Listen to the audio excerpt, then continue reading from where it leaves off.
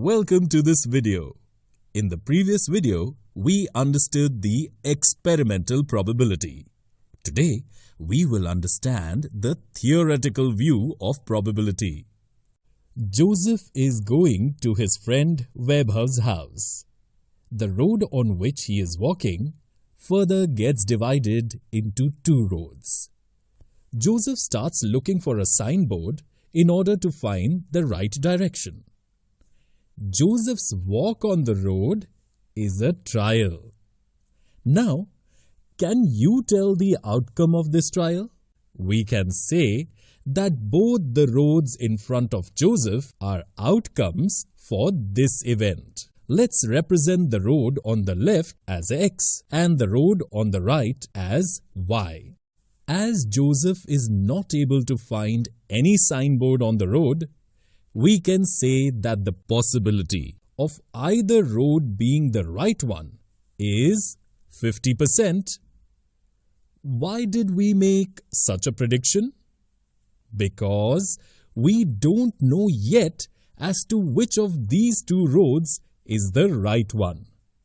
Therefore, we cannot be biased towards any of the two roads, and hence, the possibility of either road being the right one has been assumed to be 50%. You can see that like every time, we are saying possibility. And when we are talking about the possibility, then we have to understand that we are talking about probability, which we represent by P. We can see that here we have no previous data to choose the right path, due to which the experimental probability cannot be used here.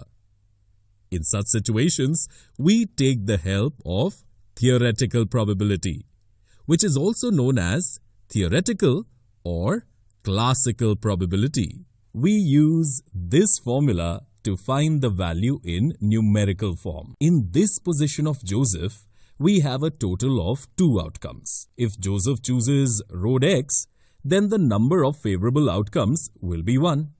Similarly, choosing road Y will have the same number of favorable outcomes, that is 1. From this formula of theoretical probability, the probability of choosing both roads is 1 upon 2. Here, the probability or possibility for both roads is the same. So we call them equally likely outcomes. If we had 3 roads here instead of 2, can you tell us the probability for them? When there are 3 roads, the total number of possible outcomes becomes 3. And as before, the number of favorable results for each road will be 1. Therefore, the probability of each being correct for the 3 roads will be 1/3. Because this time also, the probability is the same for all the 3 roads. So we can also call them the equally likely outcome. Can you think of a situation in which the result is not equally likely? No? Never mind. Let's think together. Suppose Joseph has 7 balls in this bag, including 4 red, 2 blue, and 1 black ball. If Joseph had to put out a ball without looking inside the bag, can you tell us what the results will be? Will the results be equally likely for all 3 balls? Due to a large number of red balls, it is most likely to come out. Similarly, the probability of the blue ball coming out is less than the red ball and more than the black ball. And the black ball will be the least likely. You can see that the probability of the 3 balls coming out here is different. Therefore, the results will not be equally likely. Let's understand one more important thing. If we add the probabilities to the condition of the 2 paths, we get 1. Similarly, you can see that in the case of 3 paths and balls, 1 gets 1 by adding the probability.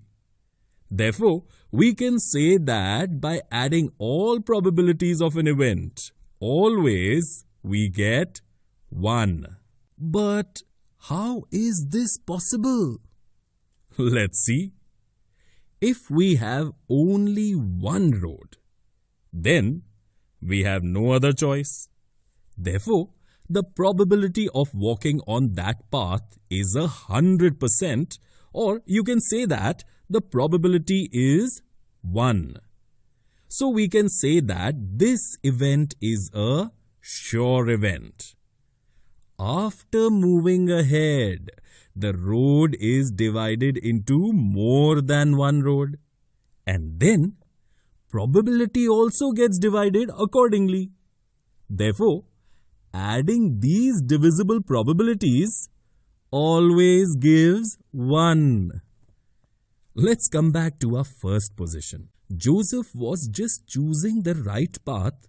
Until then, a friend of his, Mohsin, comes there, who tells him that road Y is the right way. In such a situation, the probability for road X changes to 0, and that of road Y becomes 100%.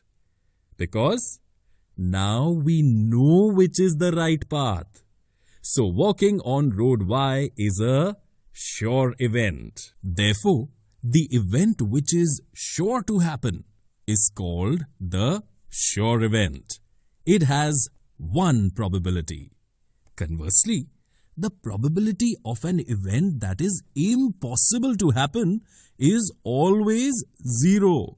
Such an event is called an impossible event. For example, after finding the right path here, Joseph will not go on the road X. So it is an impossible event.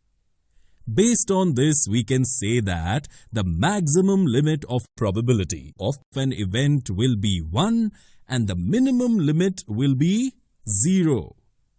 Now that Joseph knows he has to go to road Y, it means that he will no longer go to road X. In such a situation, walking on road Y and walking on road X will be a complementary event, which we show with E bar.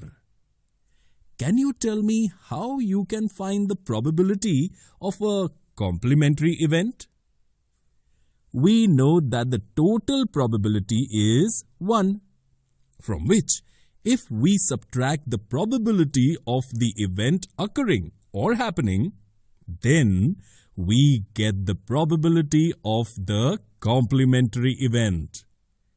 If we again look at the situation where the probability of choosing road X is 1 upon 2, then we can find the probability of choosing road Y, which is shown as follows. Hopefully now you have got a good understanding of probability. Today we looked at probability from a theoretical point of view for an event. To find the theoretical probability, equally likely result, sure event, impossible event, complementary event, limit of probability, and the sum of probabilities.